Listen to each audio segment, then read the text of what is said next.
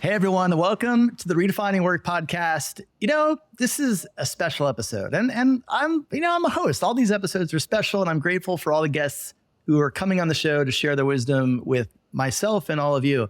But I'm pretty sure, and I may have to actually check the Wayback Machine to confirm this, but I'm pretty sure this is our first 3-time guest on the pod. No, I think this is news to you. I saved that until we started recording so I can surprise you with it. But Katelin and I think we recorded our first episode when you were at Reddit.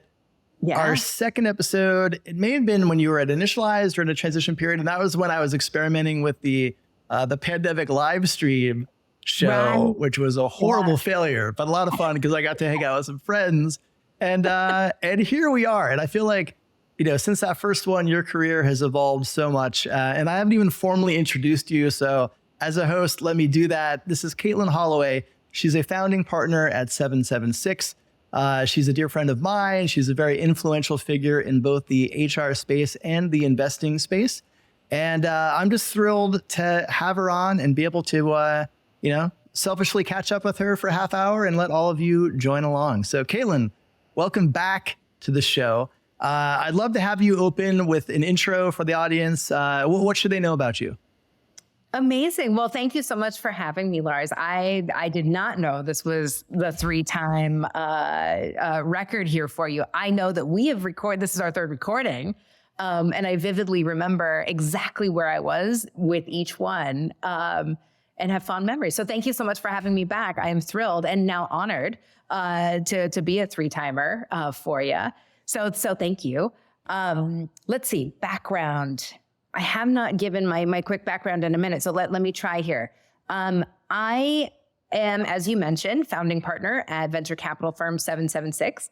My business partner, Alexis Sohani, and I have been working together now for darn near close to a decade. This is our third rodeo, as they say.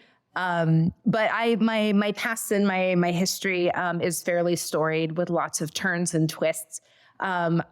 Most of which are not worth getting into right now for the sake of a quick intro. But the short version for this particular audience is I was an HR executive and people and culture leader in the startup world and tech world for a decade before graduating or adjusting or evolving, however we want to call it, into the world of venture capital 4 years ago.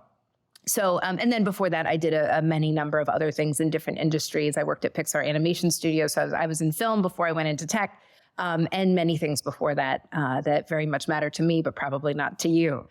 So I am the queen of transformation and career chameleon, simply by being curious and following where I think needs are and my interests lie and where those kind of intersect. And so the shortest version is I am an HR professional turned venture capitalist. I've switched my seat from one side of the table to the other. Some call it the dark side, some call it a movement.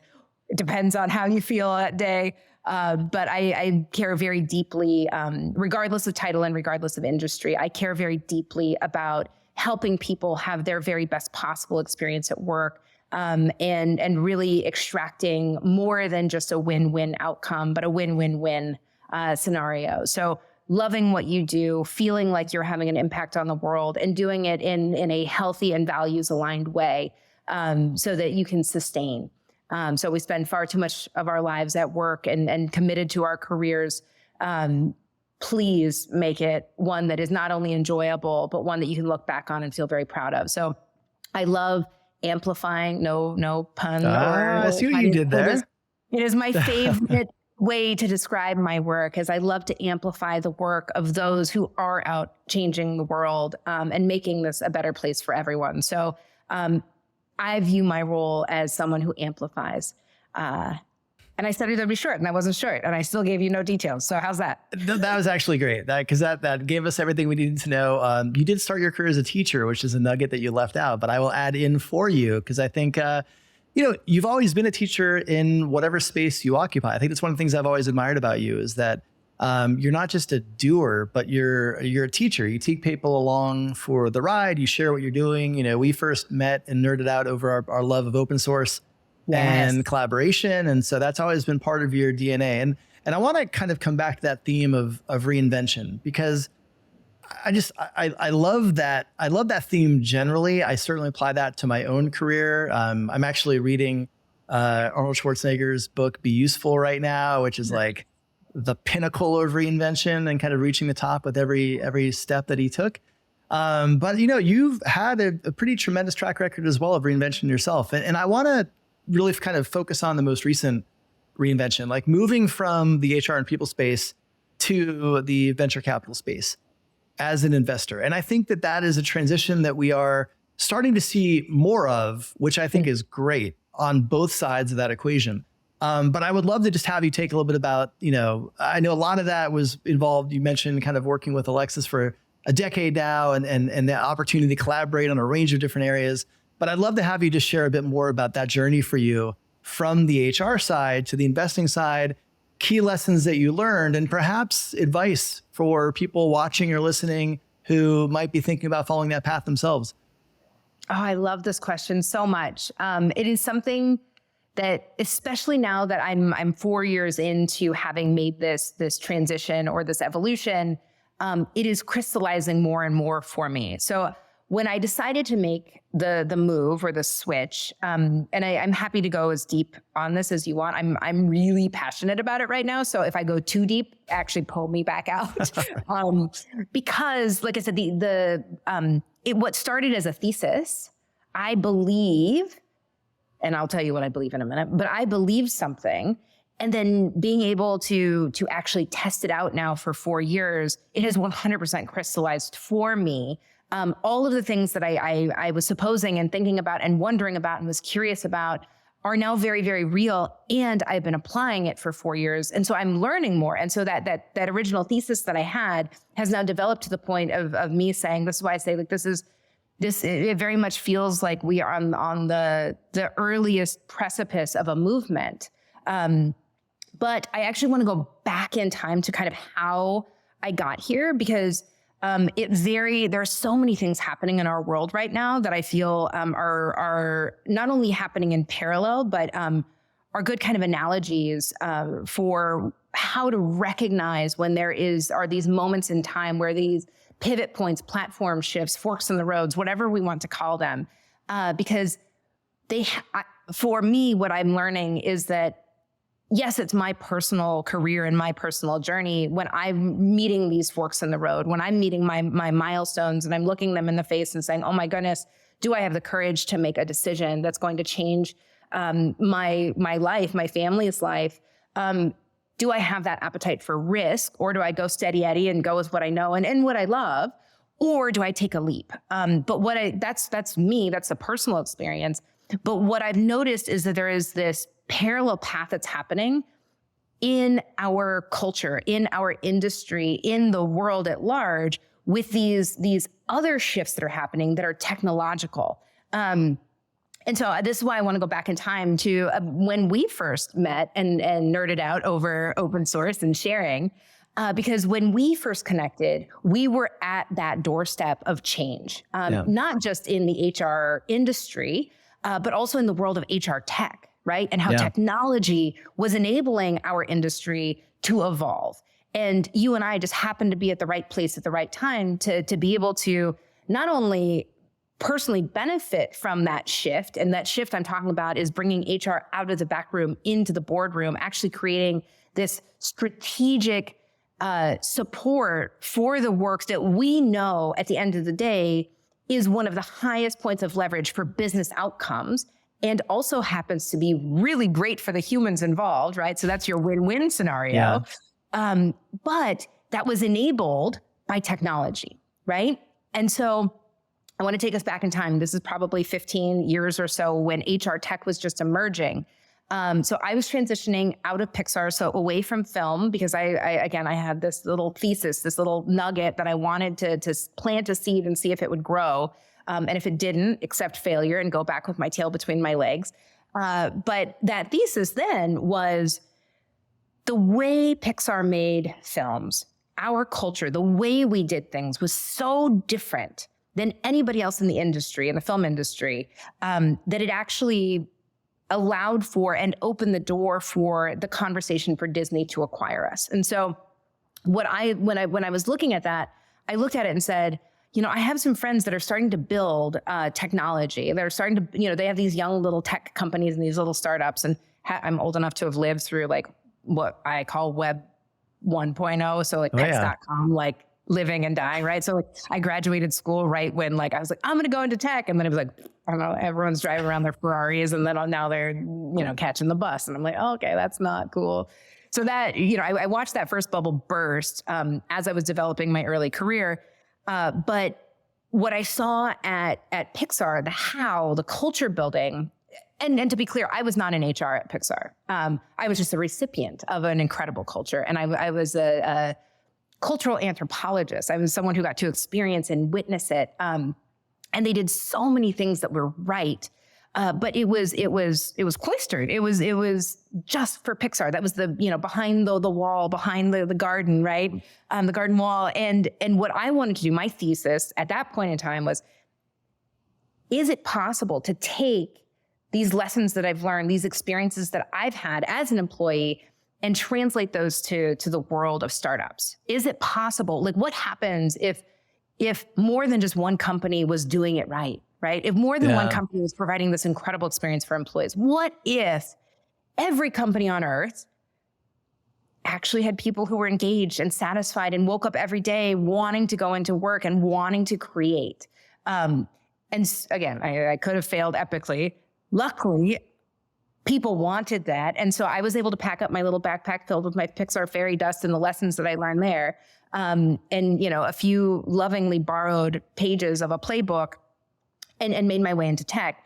But the challenge was, and to be clear, I never set out to be an HR lady. That was a beautiful happenstance.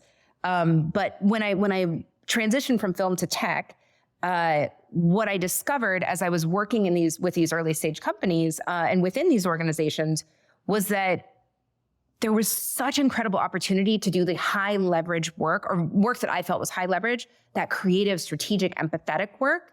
But there wasn't bandwidth, there wasn't time for the teams that should have been enabled to do it. And so what I saw when I first got into tech and got into, started exploring the people and culture space, which it was not called that then.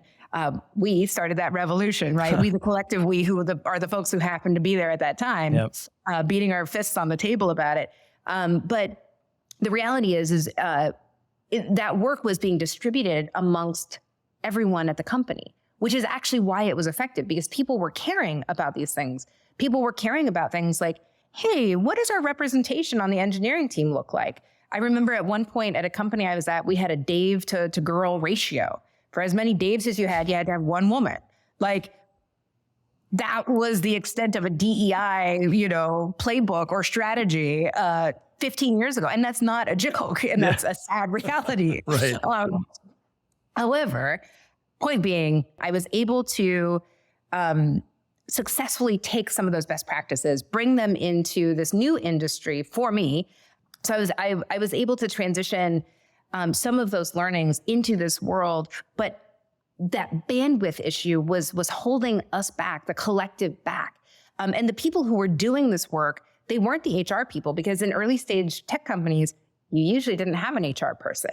Again, that was distributed work amongst the team. And so the EAs got some of it. The office manager got some of it. Your managers got some of it. If you were lucky, maybe some of your leadership team got it, right? Or they had it and they didn't know that they had it, and they did either good or bad with that. But when I made that transition, I saw a huge opportunity for, if you had one strategic owner of this work that could then engage the rest of the team and better create swim lanes for people within the organization to have ownership of different parts of your culture and your development in order to support those business outcomes, which, by the way, is something that Pixar did really well. And that's why they were so successful with their how they did their work, was because their work directly impacted the bottom line. And so if you were to tell someone it takes us 5 years to make a film, but it takes the guys next door a year, and you're getting the same box office numbers, you're going to do it in a year. You're going to take the process that does it in a year, because that makes good business sense. But if you say, yes, it takes us 5 years and 5x the budget, but our box office numbers are 10x, 15x, 100x, you're going to start looking at the 5-year plan, right? And so having learned those business lessons firsthand from that industry, coming into tech, I was like, there is a gap here. We don't have a leader. We don't have an owner. We don't have someone creating the process, the systems, the frameworks, the policies, the structure to enable this. And the only way that we can do that is if we can automate this other BS that is important and critical work, payroll, benefits, applicant tracking systems, HRISs, all of those things. They didn't really exist. We were operating in spreadsheets. We were dealing with contractors like and vendors like no hate, ADP, Workday, all of these behemoths. Actually, yes, hate. Let's own it. Lots of hate. It wasn't working for small, agile organizations. Yeah. And frankly, they weren't working for big organizations either. And so hence the development of HR tech. And I realize this is a very long run up and you might want to scrub this one down. But the point is, technology began to develop to enable us to build and do that high leverage work within organizations that was the very human work. And so suddenly you start seeing things like Culture Amp, Bamboo HR. I'm really going back in time here with some of these. The development of Lattice, all of these tools that suddenly were enabling us to do our work better, faster, stronger, more efficiently, so that we could be live with our teams instead of in the back room crossing T's and dotting I's, which again is very important, but not the highest leverage work. So I started begging, and this is where I'm connecting some of the dots into investing. This is how I became an accidental investor. To be very clear, I did not grow up with much. I didn't have 2 pennies to rub together to invest. I didn't know anything about investing. I was not knowledgeable about the world of finance and personal wealth and health and heaven forbid setting anything up for future generational wealth for anything or anyone that I might know yet to come. And so I never got into this thinking, oh, I can grow my money. I got into investing by begging my friends to build things for me. Please, I have a need. Please give me something that will solve this problem for me so that I can show up in the boardroom at the board meeting and actually talk about the things that are our biggest challenges within our organization from a business perspective, as it relates to people, as it relates to, that bottom line. And so I started asking my friends to build me stuff. And in that, I suddenly found myself on cap tables. I didn't know what it meant. I was not giving money. I did not view that as investing, but I was begging for product features. And so I viewed it as a win-win. I was like, hey, I'm just happy that someone can build something. And so hence the beginning of my personal investing career. Turns out HR tech, incredibly powerful, incredibly profitable. People loved these tools because it unhooked us to do the work that not only was most impactful to the business, but was also the most soul satisfying work. Again, win-win-win outcome, right? Doing the best work of your life, actually seeing the whites of someone's eyes to say, I helped you grow from X to Y. I helped you on your path to your greatness. And I was only able to do that because I finally have an HRIS where I can track this stuff and it's automated for me. And so very long story long, that is how I began investing unknowingly. And suddenly these companies started gaining traction and they started having exits. And exits to an investor means liquidity. What is liquidity? It means money in your hand. And so for the first time, I was receiving money, income that I did not expect, that I was not looking for, but was meaningful. And it was small. I'm not talking like this is not life-changing money, but it was money that I was not seeing before in my household for what I viewed to be no work, because it was something that I needed. It was a job. It was a tool that I needed. And so I was like, holy moly, this is just like cherry on top to get any amount of money for this. And so what I did is I treated it almost like, I probably shouldn't say this, but almost like a gambling, going to the casino. I was like, well, I didn't walk in with $100, but now I have $100. I can either walk away with that or I can recycle it back to the same table and see if it hits. It was free money. And so I started putting that money back in. And so now I'm an angel investor. I never called it that at the time. I just was like, oh, that's that thing that happens on the side. And then one thing begets another. And suddenly I'm looking at like a decent portfolio. I'm like, I need to get educated on this. So I started educating myself on finance and around what investing looks like, what returns really mean. And then I was able to expand from the thing that I was doing, which was exclusively HR tech. And again, keep in mind, I had a full-time job. This was not my job. This was something that was occurring on the side. That was a bonus. That was I was dedicating negligible time to this, but it was growing and developing. And I was like, oh, holy moly. Oh, it's a good problem to have. And so then I started taking some of that money and saying, well, but what if I put some of it into women's health? What if I put some of this into climate tech? What if I put, again, things that I just want to see in the world, the begging and the borrowing, would love to see that. Or I had this issue and is someone solving this? Oh my gosh, you are great. Here's a little bit of money. Would you accept this from a little old me? People start saying yes. Let me get cut to the chase on this one. Turns out it's easy to give away money. Who would have thought? Who would have thought? Yeah, that's very, well, I guess it is intuitive. I was going to say counterintuitive, but I suppose it's probably intuitive. I know. As someone who doesn't know anything about finance or investing, I thought, it was such an opaque industry and it's gate kept wildly for many reasons. That is another podcast for another day. But suddenly I was going, wait, I can do this. Someone who looks like me, someone who comes from nothing, now has access to these things. And once that little curtain was pulled back, I was like, more people should know about this. So I started inviting people in my community, my friends, my pals, and said, hey, do you actually know that this thing exists over here? I have this weird passive income thing happening that is, I've heard about the mystery passive income, but like there's this thing that's happening. Do you want in on it? And so this was just a personal hobby. So I started inviting friends into it and kind of building it that way. So I became a totally accidental investor. Now, in the meantime, developing my career, my passion in people and culture, using technology to actually go and do the things that I wanted and I loved and the work that I felt was most impactful. So I did that for 10 years. And after 10 years, I looked at it and I was comparing it to the experience I was having with my personal investing portfolio, my angel portfolio.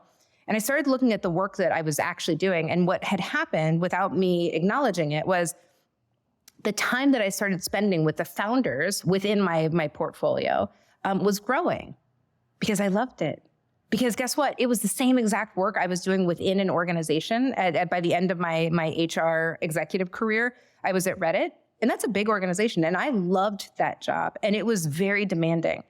And yet I could always find time for a call with a women's health tech founder that, I had maybe written, and I'm talking small checks, like $1,000, which is a privileged thing to say. But again, remember, this money came out of nowhere for me. So it was not my own funds, but these weren't like $1 million checks. That's not where this was coming from, but it was a small check. So, a small, hi, I want to support you. How can I support you? And they would call with questions. Turns out I was the only one on the cap table with my particular skill set, my background. And they, these are all early, young, budding companies. And again, turns out it's easy to give away money. But after a check is written, that's where the real work begins. And so I was getting calls asking me for support, whether it was hiring their first blah, blah, blah. I have to fire my first someone. Hey, it's time for me to grow my fill in the blank organization, and I've never done that before. What does a healthy marketing organization look like for a 30-person company? Or, all of these things that I had the answers to because I'd been doing it as an operator for a decade. Easy things, but critical things, right? Things that I thought, I was like, I can give this advice all day. And guess what? I'm not actually responsible for implementing it. I can coach you on how to terminate someone because I have fired literally thousands of people in my career. Truth. I've hired many, many more than I've fired. Your plus minus ratio is still the plus side. Yeah. Exactly. But I didn't have to show up that next day and actually do it. I didn't have to show up with the paperwork. I was just helping coach them through that. And I was like, that work is actually deeply rewarding and has a different impact on the work that I'm doing within my own organization. And so what I noticed is that work was growing for me. That kind of side hobby work was growing as my operator work at Reddit was starting to wind down a little bit, because we were getting ready for some sort of exit. And as I started to think about my next chapter, knowing I'm not a public company gal, I was like, how can I lean more into this work? This work I find very compelling. And more importantly, I can do the work that I love most, the things that fill my cup and I feel can have the most impact on a bottom line. I can do it at scale. What if I could grow my portfolio? And what if I could spend 50% of my time, 75% of my time, 100% of my time working with not just one founder at a time or one organization at a time, but a whole portfolio? And so that's why I was like, what if, and this was the punchline that I was building to for far too long. My thesis was, what if we gave HR professionals checkbooks? I didn't realize how audacious that was to say out loud even 5 years ago when I started exploring it. I didn't realize how ridiculous that sounded, because in my experience, all of the most critical work that needs to be done within an organization in that 0 to 1, that early stage building of a company, 95% of it is people. Yeah. And when I looked around the boardrooms that I had been in, that I was a part of, and when I was looking out at the world of venture capital, those are the people who are fueling these young companies, I saw not one single person with my skill set. How are they actually supporting these companies to grow and scale? And more importantly, laying the foundation for having, heaven forbid, a DEI strategy from day one. What would an organization look like if you actually had built in pay equity from day one, or had thought about performance management from day one or day 30? What would that look like?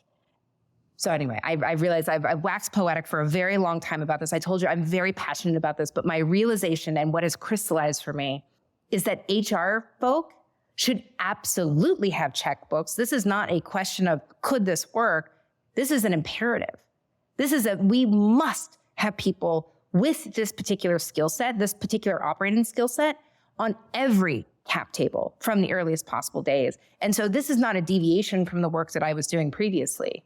This is an acceleration of the work that I was doing. And if I could speak to very directly our community, and if you are struggling with where you are in your career, or if you have reached a place where you are burnt out and you don't know how to take that next chapter of your career, and you are too scared or don't have the space in your life to think about, heaven forbid, a pivot, I implore you, the ceiling that has been created in our industry is false. I found it. I knocked on it. It was hollow. It doesn't exist. And so it is simply a matter of taking the work that you are already doing and expanding it. So it is an evolution. I want to start a revolution. I want more people with our backgrounds to be supporting these young fledgling companies, because I fundamentally believe if we can impart any of our knowledge and our collective skills from the earliest possible creation of a company, weave it into the DNA, we are going to see dramatically different financial business results in the long run. That's my TED Talk. So sorry I didn't let you talk, Lars. No, hey, I got to agree and say yes, like multiple times, because like you were on a roll and I didn't want to get in the way of that. All right, so Katelin, you mentioned the specific kind of investing thesis of 776 around like really prioritizing healthy, progressive, people-centric companies and cultures. And I think if you follow, the types of companies you've been investing in, the success you've been having there, that's pretty clear from somebody who's kind of following not just the companies, but the founders and how they show up and how they think and how they work. And I know that is not accidental. That's very intentional in how you get there. And I would love to just get a sense from you. Obviously, you talk with many founders. You have a range of companies that you can evaluate and assess when you're making your investment decisions. How do you think about that from a people and culture standpoint? Like, what are some markers in those early conversations and discussions that help you say, you know what, this person gets it. They're going to build a vibrant, healthy, people-centric culture, and that's going to help them build a great business? I think that the thing I love most about this question is this is exactly another transferable skill that every HR practitioner has, every people and culture person has, that directly translates to this transition into venture capital or to investing, particularly early stage. And so I'm glad that you're asking, because it is recruiting, full stop. Picking the very best founders is 100% the same as picking the very best candidate for a role. And so again, it blows my mind that other VC firms do not have our skill set anywhere within their organization, in their firm. And if they do, they are not people who are making decisions around investments. Because every VC says, oh, it's all about the founder. It's all about the person building it. You know, a product is going to change 16 ways to Sunday before some sort of exit. Then why do you not have anyone who has been assessing people and their skills and their abilities and understands different archetypes for different types of success for their career? It blows my mind. And so this is, again, is another, if you are thinking about transitioning or evolving your HR career into venture capital, this is your talk track. It is recruiting. So yes, Lars, I talk to hundreds of founders. It is one of my favorite parts of the job. I get to learn every day, whether I'm taking a pitch for, a menopause health tech company like Electra Health, or whether I'm talking with founders who are literally mining asteroids at Astroforge. That is the variety of the founder that I get to talk to every day. Do I know anything about mining asteroids? Absolutely not. Do I know anything about menopause? Thankfully, not yet. Also, that's a problem. There's a lack of education. Am I a doctor is the better question. I am not. Right? But these are the types of folks that I get to talk to day in and day out, and everything in between. And so for me, when I am assessing an investment opportunity, I am assessing, yes, the product matters. Is this, and to our earlier conversation, is this something that I want to see in this world? Is this something that I believe is going to move humans to a better place? Is there an opportunity here for us to make this experience on Earth better? And triple bottom line, again, that win-win-win. Is it monetizable? Can we capitalize on this? I do not believe that those things should be mutually exclusive. We should be able to, I don't want to take the C out of venture capital, but I also want to make sure that we are being responsible in our decisions of who gets funded, the types of businesses that are getting funded, to ensure that the world is better represented and is moving forward in the right direction. Again, those are all people and culture, people skill sets, right? So bringing that perspective into this industry is important. So as we look at founders, we have a founder scorecard at 776 that is 100% developed and designed after a candidate scorecard. We have developed and written down all of the things that we can look at the pattern match, which is sometimes dangerous, but we can look at the pattern match of what successful founders in the past have looked like. Thankfully, Alexis, he's been investing for a much, much longer time than I have. And because he shows up in the world the way that he does, and he cares deeply about diversity, equity, inclusion, and belonging, his personal portfolio and his institutional portfolio has a much more representative group of founders and humans than other venture capital portfolios. We can look to that and say, who are the founders who are really building not only very profitable businesses, very successful businesses, but who are the founders who are doing it in a way that is thoughtful, that is inclusive, that are being mindful of that human experience as they go. So we can look into the past, but then we also look to the future. The world is changing. We've talked about this. The world is changing dramatically every day. And so what are the skills that a founder today, a part of this new founder generation, what skills are they going to need to be able to build these scalable, sustainable businesses that are thoughtful? And right now, resilience is a big part of that. Yeah. So resilience, there's so many things, right? I'm not going to read you my scorecard, but I'm telling you, and I'm telling the audience, it is the exact same process that a recruiter goes through to understand how coachable is this person? Is their values alignment? Again, this is not ESG investing. This is not, impact investing. This is this founder capable of building an incredibly profitable business? And can they do it in a values aligned way? And there are lots of things. And so we look to the past, we look to the future, but it is recruiting. Yeah.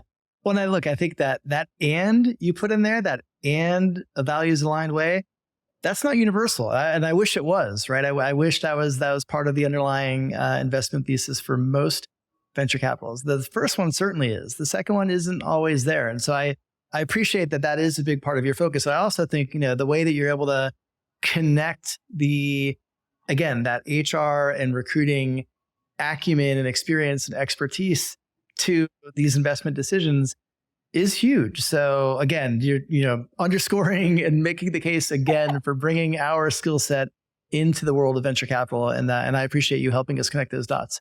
You're obviously very passionate about this topic, but it's a very, a real topic. And I think the perceived ceiling that I think holds some people back from pursuing paths like yours, as you mentioned, it's not real.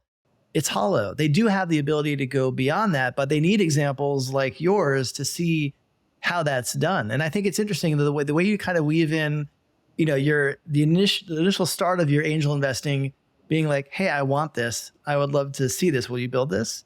And that kind of be a journey where, now what you're doing is not that dissimilar to that. We're like, hey, the world needs this. Let's invest in this. Let's support this. Let's give this company a start. So I think the progression makes total sense. And I'd love to actually get your sense, because you obviously, having, as you said, kind of sat on both sides of the table, you've worked in a lot of these complex environments as an HR leader and operator. You've sat on the other side, and now you have a unique perspective where you have that domain expertise in HR, but you're working with a range of founders every day who have their own perceptions of HR and people and, what it could be, what it should be, culture, what it should be, what it could be. Does it matter how much it really matters, right? I imagine there's a whole spectrum of perspectives that you end up encountering.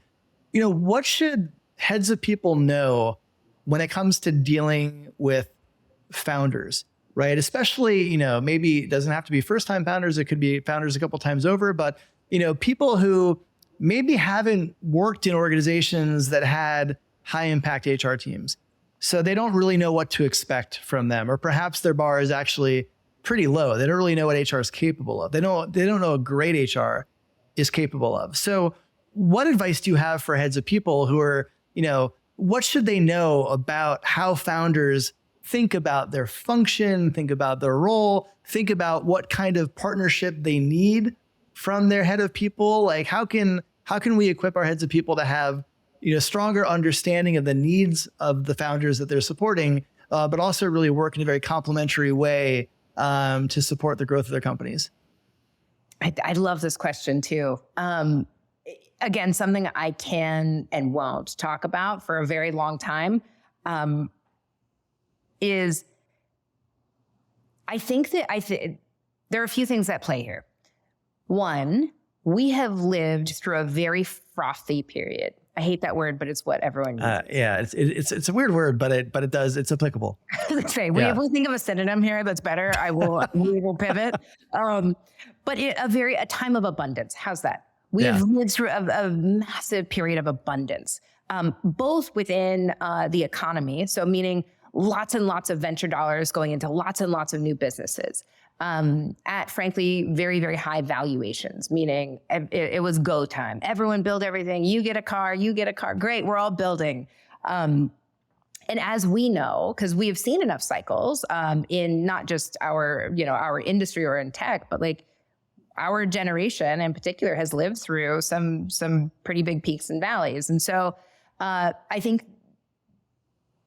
depending on generation, there is folks are more conservative than others when it comes to understanding business needs and how to create something that not only can scale but is sustainable, right? And so not only have we lived through a time of abundance as an industry in tech with the economy, our particular slice of industry, people and culture, also has lived through a time of abundance. So when I go back to when we first met, that was just the beginning of us, like I said, beating our fists on the table for resources, saying, trust me, when I say we're going to invest in this, and that is a new budget line item, trust me. And for the most part, they did. And that was a beautiful thing. And so we were able to gather resources. We were able to create an entirely new, we retitled it, right, to people and culture from HR. We were able to invest significantly in our teams and in our people. And guess what? It showed up in the business outcomes. And so hurrah, we did it. Our case studies, all of our things, all of our hard work that we toiled and hair being pulled out and education of business leaders to say, this is why this matters, worked. Now, because time has passed, things have shifted and things have changed. COVID being a massive pendulum, that was a needle off the record. There was no pendulum involved. It was just work. And it made people and organizations and business leaders really have to think about their people in a way that they had never had to think about. It made them think about their resources in a way that they had never thought about, meaning money, resource. Because the economy screeched to a halt. We weren't sure what was going on. So with that amount of ambiguity that quickly, it took the music at the party was shut off pretty hard. And then we all kind of adjusted very quickly to what does life, mid-COVID, post-COVID, whatever stage we were, whatever stage we are, things shifted. And in that, there was a moment in time where organizations recognized how deeply dependent on their actual people they were. These are not budget line items. These are humans, and these are humans who are experiencing collective trauma. And so all of a sudden, HR teams were being leaned on in a way that they had not been. They were already overworked. We were already overworked, over bandwidth. Pandemic hit, and now suddenly, where's your playbook for the pandemic? What? Oh, let's figure this out. Return to work, working remotely, all of these big, heavy people things, policy things, benefits, all of everything. So much. We all know the story. And then now that we are easing out of that needle off the record, and you're looking at the macro economy, things have shifted. They are different, and we are never going back. Some things for the better. Some things I think should be reevaluated. But something that is occurring, your question was about founders, and I'm sorry I've deviated again. Your question was about founders, and something that I have recognized is there's a new generation of founder. Sometime in an actual age, young people building cool stuff. Awesome, love that. Sometimes people who have, the pandemic made them realize, I need to go and build something. I need to bring this idea that I've had to life. I'm so sick of being in that rat race or being a cog in that wheel. I'm going to go do something. So it's not just simply about age. I'm not going to do a Gen Z diatribe here. Don't worry. But we have a new generation of founder in a post-COVID world. But many of these founders have only lived through times of abundance. And because right now, many of them were funded in a time of abundance. And now we have a needle off the record again with what is happening in the economy, what's happening with resources, even the geopolitical issues that are occurring, the upcoming election, all of these things have an impact on business outcomes, right? And so what's happening is you have investors, I do this differently, but I will say investors as a whole saying, you got to mind your burn. Yes, you raised capital, and I'm happy that you you have the resources available, but you need to make that stretch a lot longer than you thought you did. And so the impact that is having and this is a frustration that I have right now with many of this generation of founder, is because they've only lived through times of abundance. They don't know how good they had it. And the reason people teams were resourced the way they were for the last, 8 years, 10 years. And so what they're doing is they're making business decisions where they are reducing those resources. And so you're seeing the first teams to go, you're seeing DEI teams being cut. You're seeing recruiting teams being cut. Well, we're not growing. And so by reducing even just those functions within your organization, you're putting all of that weight, that work doesn't disappear. Yeah. You still have to recruit even if you're not growing, because 1 in 4 people is going to leave your organization, either by your choice or theirs. And so you are still having to backfill, but all of that work is getting piled on the remaining team, whatever their title, whatever their function, it's being piled on that group, and their budgets have been slashed, and sometimes to the point of up to 75%. And so the already burnt out, the already overworked, the already under-resourced are now, it is impacted in a really nasty way.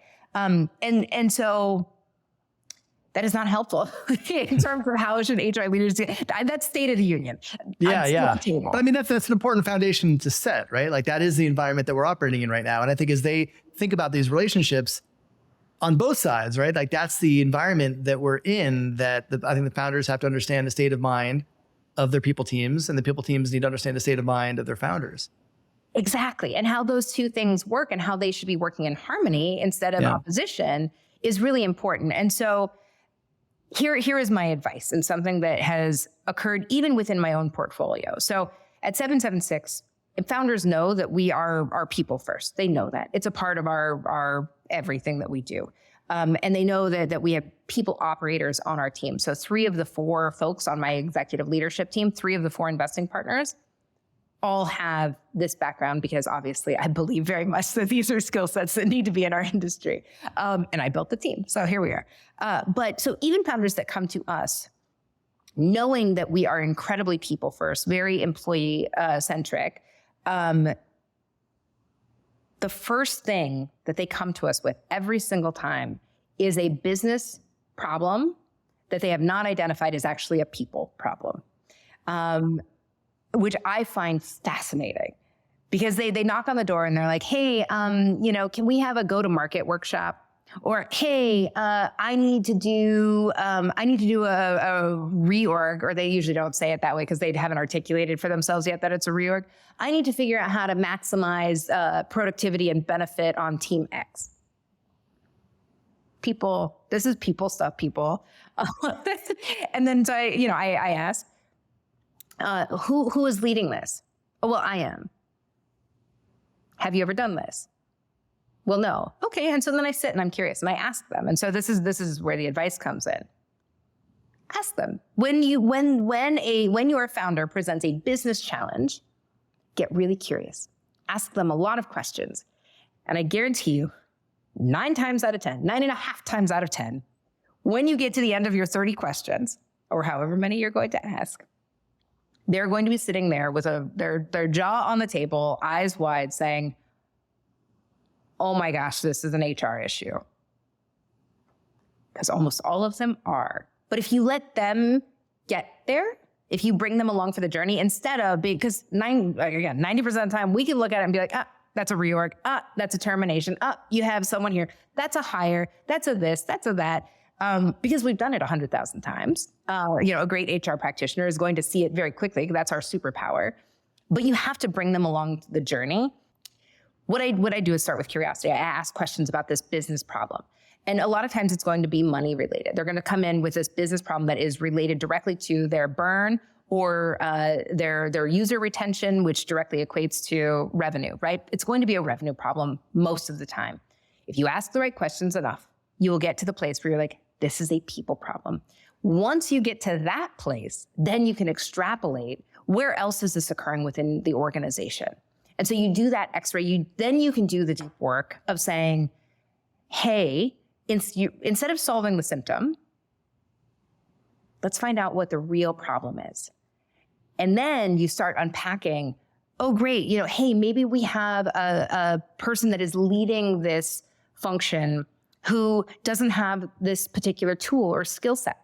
How do we help develop that with them? Or, hey, maybe this person is not the right person for this role anymore, given the fact that we've just done this major pivot. Whatever those things are, I guarantee you, there's a way that you, as the HR practitioner within the organization, can have a profound impact and solve a business problem.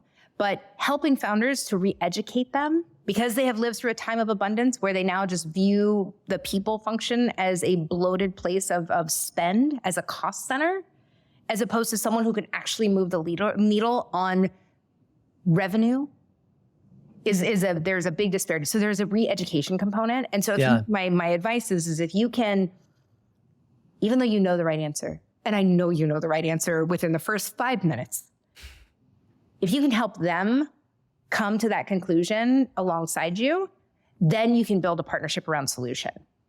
And I guarantee you it works most of the time. I mean, I love that advice. And I think it's, especially for young leaders, right? Young heads of people, young, and I mean age, but like people who maybe are in that role for the first time. You want to be helpful. You want to demonstrate your capability and your knowledge. So it might be your tendency to be like, oh, it's X.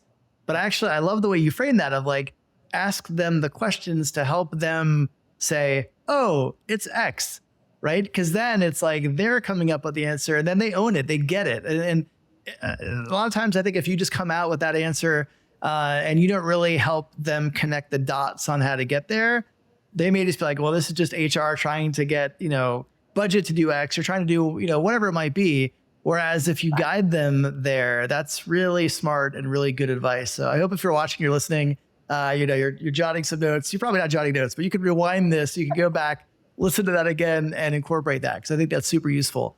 Katelin, I think what we have probably like part 1 of a longer conversation because there's so many more questions I have for you and I don't have the time to ask them. So we may have to revisit, this discussion. Before we go though, for any of the audience that want to connect with you after the podcast, is LinkedIn the best way? Like what's the best way for them to keep up with your work? Absolutely. LinkedIn is an easy place to find me. Twitter or X or whatever we're calling it these days is still a viable place where I sometimes live on the internet. And I love meeting folks who are listening, especially and folks who are listening to your podcast, Lars, and people that are part of the Amplify community. I learned so much from this community. And so please, I beg you, connect because I would love to hear what you're thinking about and what you're cooking. And the challenges you're seeing out in the world, because there's a lot to solve, but we are always stronger and better together. And the Amplify community is so good at it. So I very much value it. Oh, well, I appreciate that, and I appreciate you, and I appreciate your work, your voice, and what you're doing to move the industry forward. So keep pushing us forward, keep leading the way. And again, I hope some of you that are watching go back to the segment of this podcast where Katelin shares the journey from HR to VC, because I think the more practitioners we can have follow that journey and cross over, the better we're going to be on both sides, both building great businesses, building great HR teams, understanding the connection between the two. The more we can do that, I think the better off we'll be. So Katelin, thank you so much for joining us on the podcast and sharing all your wisdom with us. Thank you so much for having me, Lars. I really appreciate it.